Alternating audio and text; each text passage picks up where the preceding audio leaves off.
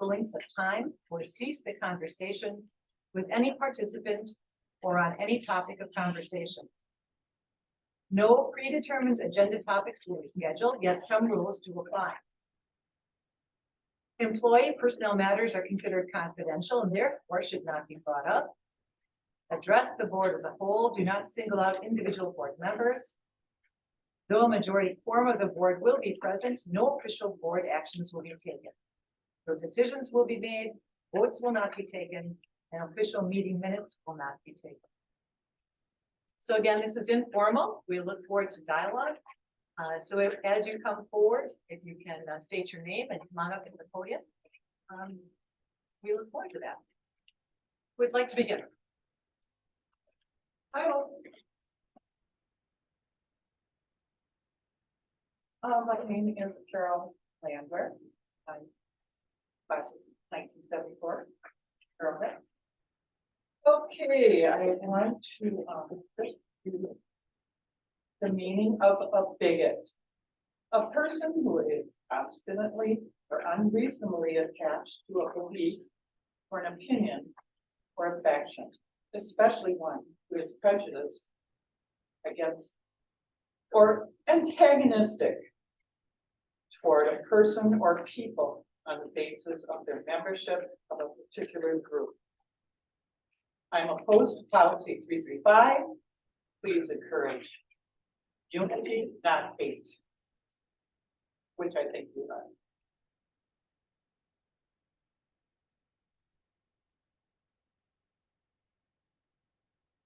Thank you, Carol. Anyone up would like to step up next?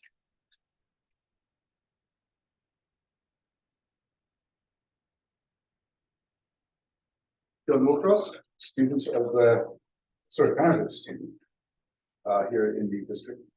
Critical week this week in the legislature. Our school funding questions seem to be answered. We are currently at $10,000, 492. About 10,500. 500. 57. So you said 57. I was with you on those round numbers. Where do we expect the legislature to fall? We will have, I think, a robust discussion this evening on what we know to date, as one of our board members, Lynn Mulderpence, has been exceedingly active in this, as have, frankly, a number of other partners. I've liked some of the letters that have been written. My concern is that we're going to fall at 11,000 per student, and that's not anywhere near our expectations. Right. And we need to do better. And I'm going to bring this back to policy 335, because instead of focusing on that, on the bans, we could have been focused on this. We could have been rallying the community to be writing letters, to be engaging in making sure that Representative Duco and Senator Kappinger don't let the side down. But we got distracted, and that's worrying that we allowed ourselves to do that, because this is bad policy. And I know we're going to hear more about that, but thank you for the advocacy so far. I think we could have done better if it wasn't for losing some of the focus. How much have you done? How much have I done? Yeah, rallying the community to speak with. I've done a lot with my community across District 99 and District 38. Specifically for the funding? Yes, I have. I have written letters. Thank you. Yes, I've posted, I've rallied the troops. We've even sent people to speak, and they were by and large put to the end of the queue. So I have done that, and I was with you, Tim, and I don't think we were asking for enough. We're even further away from the lofty goal. Thank you for doing what you did.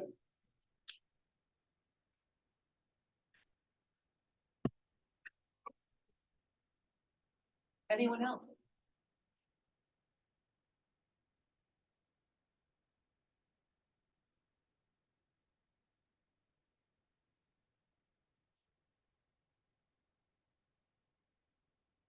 My name is Gabe Lucas. I'm a parent of one current and one future Arrowhead student. The policy that's going to be discussed tonight, as far as I know, is not in response to any students going forward and saying that they feel threatened by any stickers or flags or signage or anything. It's also not in response to any parents coming forward and saying anything similar. As far as I know, it's because of board member is offended by a sticker that he or she may have seen in the halls. And it's being turned into this policy that attempts to ban this, that, and the other thing. Again, a very controversial solution to a problem that doesn't seem to exist.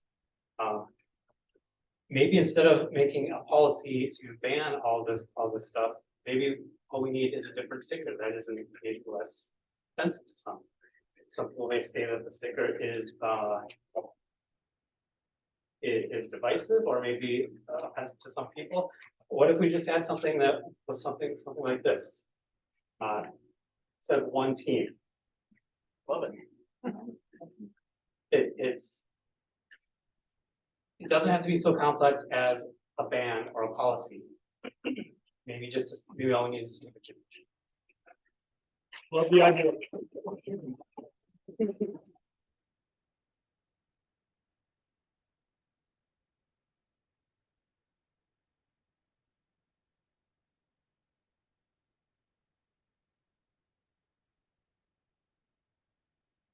Excuse me, are the microphones on? I'm really having a hard time hearing anybody speak. So, I don't know that we were asked any questions, I guess. I don't pardon? know. You talking about the podium? The podium and, I don't know who you are, but when you speak, I'm having a really hard time hearing. Yeah, you just have to. This one as well, you're having a hard time hearing me. Yep. Ah, good. Thank you. Test 1, 2, 3. Thank you. Hi, my name is Gretchen Loss. This is my first school board meeting, so bear with me. I'm a newbie. I've lived in Heartland for the last 13 years, and I moved here because at the time my significant other had a son played for Arrowhead football, and we didn't want to take him out of his comfort zone and relocate him.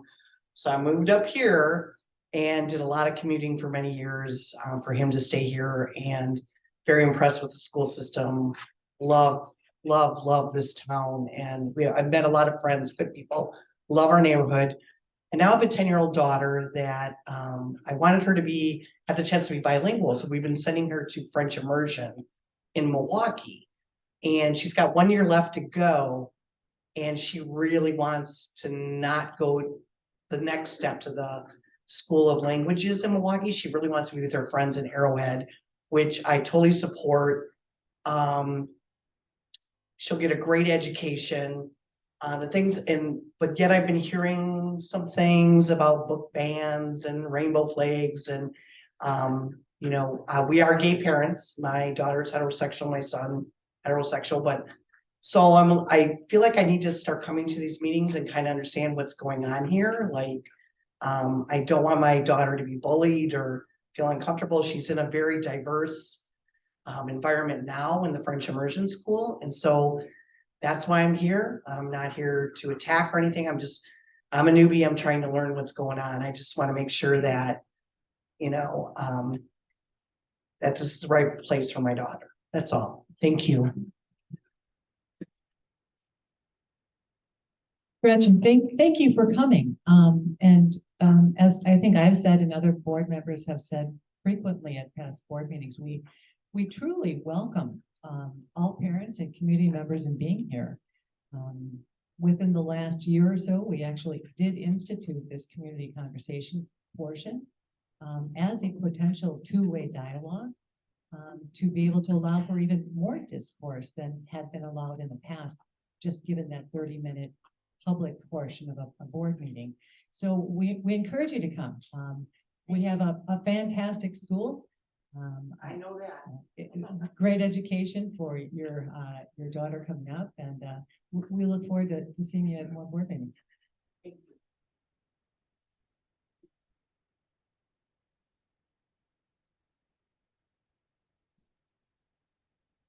I think that's kind of funny what you just said, that you encourage people to come. That's not true. You're maybe encouraging parents to come to tell them how you're going to not accept their children, but so that's not true.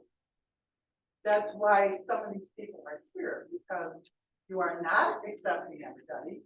And I think that you're trying, I know, terrible thing I'm gonna say, but we're not gonna have a white school with heterosexual people. It's not the world today, it's not the USA, and no matter how much you pray, it's not gonna happen. You need to tell the truth. There are a couple people on this board that don't want any lesbians or anything like, they don't want to see it, they don't want to hear it. That is the truth of what's going on. So That's not true. it is true. Yes, it is.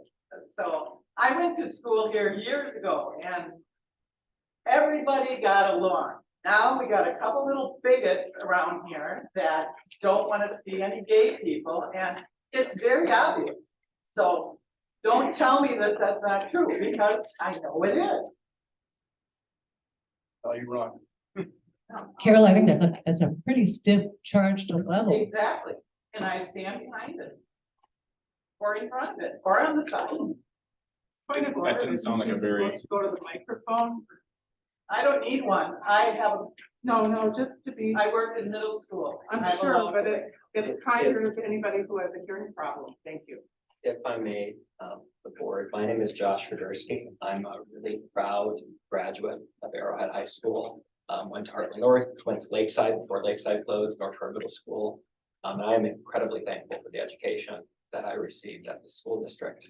And I think what you're hearing from some of the members of the audience tonight is quite a bit of frustration that we're having a conversation around policy 335 in the school district, because frankly, I live with my husband in the area and we're in the conversation right now of, do we start a family? And technically my elementary school district is Waukesha, and after what's happened there, the conversation we had is, well, would we voucher in to Arrowhead?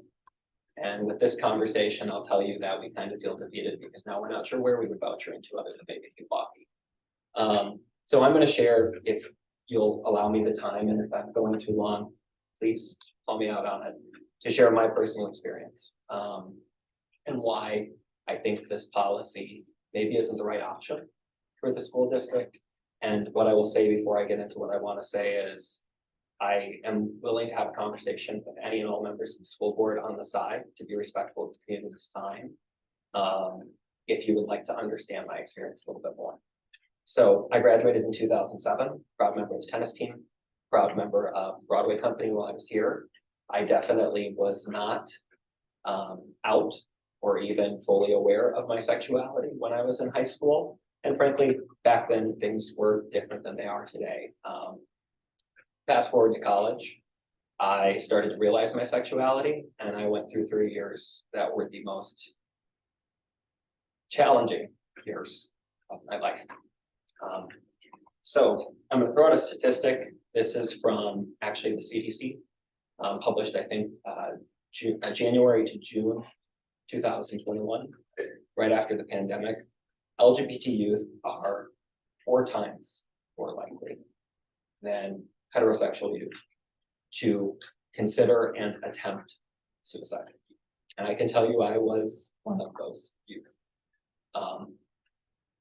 I can also tell you, I'm sorry, I'm very emotional about this, that an educator saved my life. My finance and business law professor in college, she intervened and noticed something was wrong with me at the right time. And I'm an avid runner. I ran 5 miles a day. I had a severe eating disorder because frankly, I tried to control everything else in my life except for the one thing I could control, which was my sexuality. I was on a travel study to Ireland that she was running. She noticed, compared to her prior experiences with me in her classes, her prior experiences with me out in the community, that I was insular and not engaging and depressed. And she asked me if I was gay. She was the first person I told. And I'll tell you, I ran past a quarry in Whitewater every day on my run. And I can't tell you the number of times I stopped at that quarry and considered throwing myself into it. So when we talk about this policy, and we talk about the safe space signs that I saw on the doors coming in here, it is about marketing. I run a segment of a law firm for my Best Friedrich. I run the intellectual property practice for them. I have about 160 attorneys and support staff. We target our marketing to those people who most need our product. And when it comes to LGBT youth, the data is very clear that when it comes to their lives, they are in need of the compassion that so many of our educators afford, and including some of the educators that taught me in my career here tonight. So while I appreciate the opinion that it may feel people, or it may make people think that, safe space with a rainbow over it might be exclusionary or might be viewed as exclusionary for other classes or other people in the school. What I'll tell you is I view it as an exercise in marketing. If I look at most recent Gallup poll from 2022, 7.1% of Americans identify as LGBT plus. 1 in 5 Gen Z adults identifies as LGBT plus, which means if I look at Arrowhead's enrollment last year, 2,084 students, that means that you have between 140 and 400 students in the school, roughly, who identify as LGBT. They have a 48.6%, this is also from the CDC, rate of considering suicide, and generally over 60% consider suicide in the first 5 years that they figure out their sexuality. That is while they are in high school. And that is why this marketing, while I appreciate it could be viewed as exclusionary to some, back to the comment from the gentleman made earlier, if we don't have at a rate of 140 to 400 students raising concern that they feel they're being left out or targeted or excluded, I don't know how we draw a comparison between the lives of 70 to 200 of our students. And while I appreciate that maybe the school district suicide rate is not at that level, I hope it's not, because I generally think we have tremendous families in this community who love and care for their children. Even one life that might be lost because they don't know that there's a teacher they can talk to is too many. And because of that, I would encourage the school board to consider whether policy 335 is the right option. So I'll pause there. I've said enough. I'm sorry I'm so emotional with this because it's obviously a very personal experience. Are there any questions the board has about me regarding my own experience? And regarding maybe how I would address, obviously, the challenge you are trying to address based on concerns raised by a member of the community. So if you were to structure a program for Arrowhead High School, outside of maintaining the stickers letting our kids know where the safe spaces are, what would that be? Well, the first thing I'm going to tell you is I'm not an educator. I don't spend my entire life in education. So frankly, I may not be the best person to fully develop a policy. But what I will say is in how this policy has been conveyed, discussed on record, the intention of it seems to be focused on not calling out a specific group for fear that another group may not be supported. Have we considered a policy such as the one the gentleman shared where it's, safe space for all one team, Arrowhead, but that allows teachers to indicate more than one group to be more inclusive? I understand that you're not going to be able to call out every possible group, but I also recognize, again, back to my experience running a business, that there are certain groups who need that compassion and need to know that they have a place where they can go to talk. And while I wish I could say every parent is loving and supportive and they will find that space at home, I wish I could say every student would be able to go and have that conversation with his or her parent or their parent. The reality is that's not the case. And we see that based on the rates of homelessness in LGBT youth. And we see that based on the more than 500 pieces of legislation that are working their way through state legislatures across the country that are targeting members of the LGBT community. And while I appreciate that someone who maybe has particular religious views may not be as comfortable with the notion of an LGBT person, that's okay. Because what I will tell you as a member of the LGBT community, I don't have a lot in common with many of the lesbians that I am friends with. We can't even agree on the guys that we think are attractive. So that's fine, because we have been conditioned in our particular group to be accepting of other people around us, because we have had to band together. And people before us have had to band together to push forward and try to ask for just equal recognition and equal rights. So I'm not going to answer, and I clearly haven't answered your question, because I'm not an educator and I haven't devoted my life to shepherding kids through this. But what I will tell you is that this particular policy feels exclusionary. And when it comes to my own personal experience and the statistics around the suicide rate amongst LGBT youth, there still needs to be something. And the CDC, if you go to their website, the third bullet point on what they recommend for educators is to identify safe spaces for LGBT youth. So I'm happy to forward that link. I'm happy to provide it, because there's tremendous data and information on that website that may ultimately help inform you as educators make the best decision in this school district. I share your concern completely, and I'm not sure how the debate over this policy can work out, but the problems you've described will exist no matter what. So as your thinking evolves in this process, email me. I'll do that, Tim, but what I will also say is, how do I say this?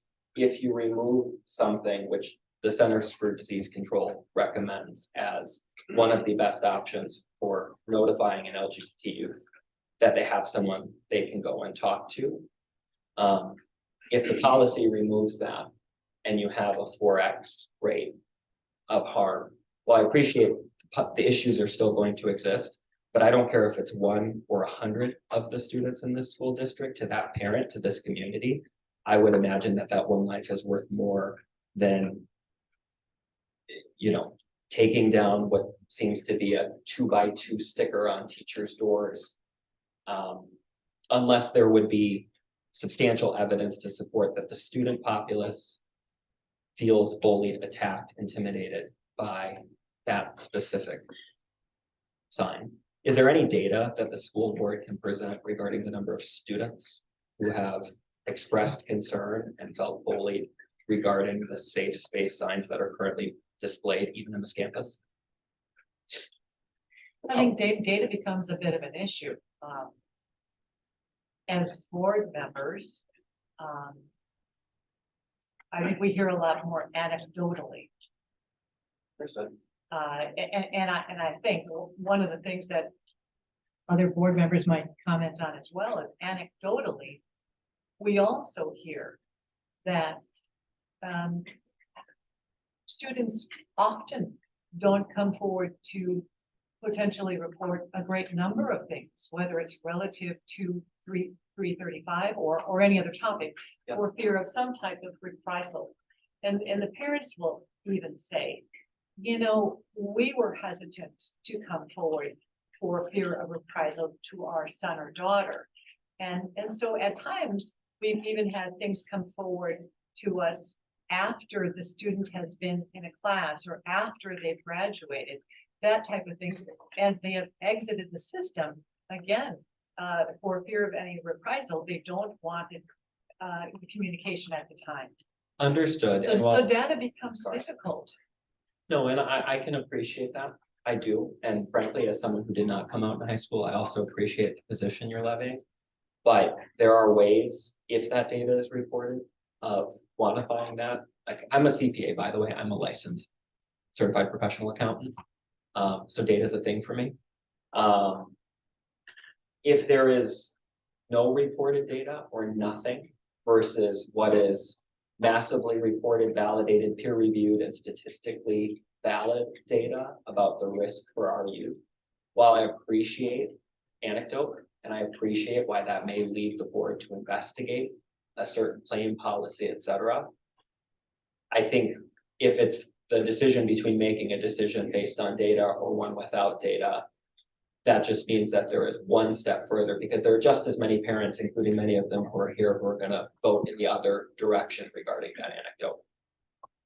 So I was just going to say, I think you're onto something here, and I'll definitely open myself up to a coffee with you. I'd like to hear your side of this, and be quite honest, like, I'm struggling when I walked into the library and I see the sticker there I think when the stickers are plastered everywhere, it loses a little value.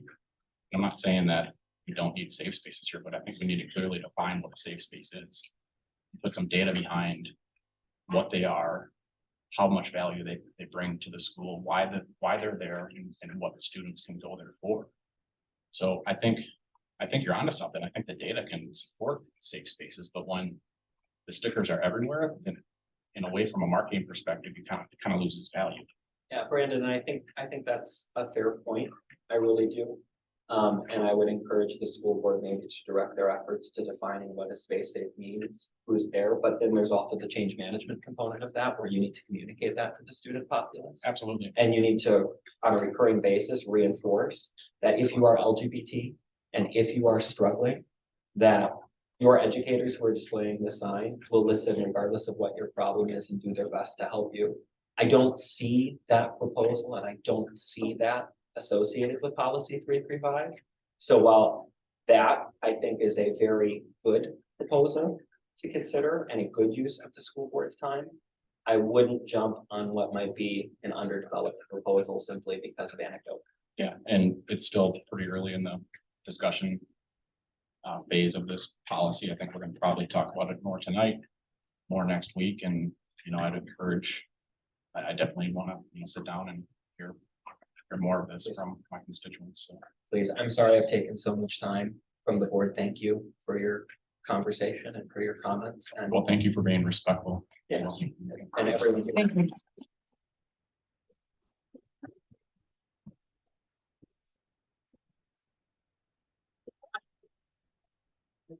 Very well. I'm sorry. It's really important that people hear it.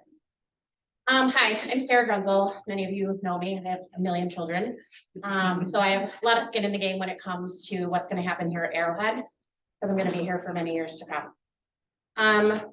As somebody who's been a school board member and somebody who has been an educator for 24 years, I know that the school board is charged with making, number one, data-driven decisions. And I hear you saying that data can be tricky. In this instance, it's not. I've attended meetings where Mr. Bolt himself has shared data regarding kids and how they feel in regards to being bullied here in this school. And that is a group of kids that we're talking about with this policy. The second thing that I know as an educator and a former school board member is that your job is to make decisions that impact student achievement. So my question is, how does policy 335 impact student achievement in a positive way? I'd like to actually pose a question back to you. Have we seen a decrease in bullying after the safe spaces signs have gone up? I don't work here. I don't know the answer to that. What I'm getting at is I don't think we have, and I think we can do better as a school rather than just put up a bunch of signs. I think we can probably look at it in a different way to actually reduce bullying. So I'm struggling with the fact that I agree we have an issue here, but I don't think putting up a few stickers is going to solve that issue. I think we can do better.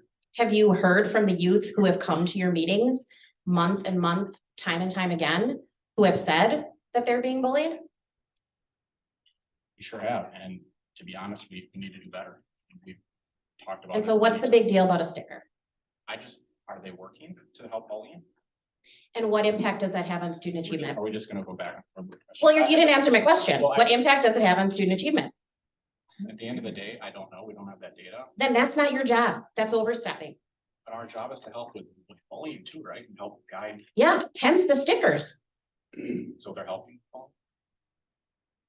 I don't work here. I don't know the answer to that. I think we all know that. We do know that? How do you know that? We have data in either direction. We're gonna have to wrap this up. I do apologize, but we are past the allotted time. I would make the comment that the board, in fact, has responsibility for a great number of things. Certainly, student achievement is one of them, and it is a priority. Absolutely. But things that contribute to safety, the budget, the status of facilities And many, many things are included in the realm of our responsibilities. Correct. Well, what do those stickers have to do with all those things you just mentioned? It has nothing to do with safety. It has nothing to do with the budget. It has nothing to do with student You achievement. are so right. So I think we're gonna wrap things up, because it's after 7. Is there any final comments you'd like to make? No, but I think that this board I guess, yes. This board needs to do the job that they were voted in to do, which is to maintain facilities, run the budget, and make decisions that are best for student achievement. Not continue to marginalize groups that are telling you every month how they feel when they step through these halls. That's your job, nothing more. Thank you for that.